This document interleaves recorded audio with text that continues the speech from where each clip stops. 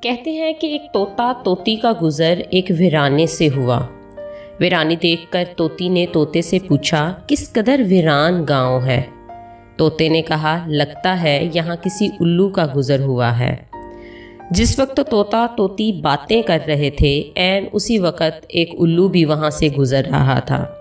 اس نے طوطے کی بات سنی اور وہاں رک کر ان سے مخاطب ہو کر بولا، تم لوگ اس گاؤں میں مسافر لگتے ہو، آج رات تم لوگ میرے مہمان بن جاؤ، میرے ساتھ کھانا کھاؤ۔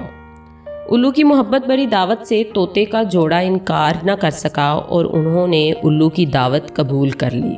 کھانا کھا کر جب انہوں نے رخصت ہونے کی اجازت چاہی تو الو نے طوطی کا ہاتھ پکڑ لیا اور کہا، تم کہاں جا رہی ہو؟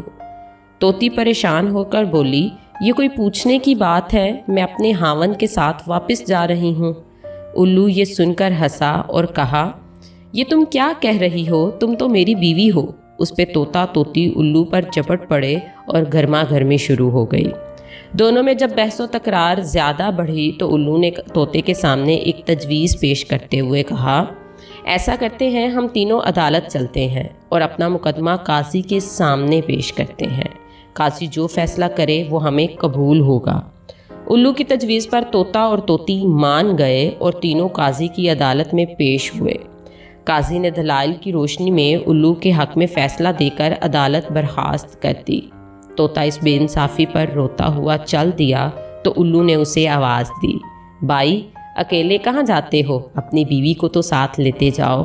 طوطے نے حیرانی سے الو کی طرف دیکھا اور بولا، اب کیوں میرے زخموں پر نمک چھڑکتے ہو، یہ اب میری بیوی کہاں ہے؟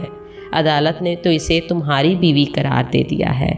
الو نے طوطے کی بات سن کر نرمی سے بولا، نہیں دوست، طوطی میری نہیں تمہاری ہی بیوی ہے۔